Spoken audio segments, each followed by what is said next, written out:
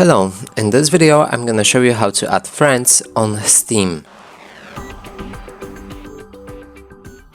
So in order to do this, let's click on our friends and chat in the bottom right corner of our screen. From here the window should pop up. Let's have it maximized like this on our window. Now to add a friend, there should be this icon with a person with plus next to it. Select it. You should see your friend code right here. You can copy it in order to give it to a friend, and if he enters it, he will instantly invite you. You can send a quick invite as well,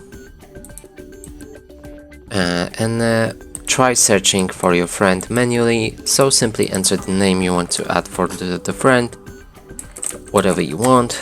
Hit the search, and if the result is found, you'll be able to add them as well.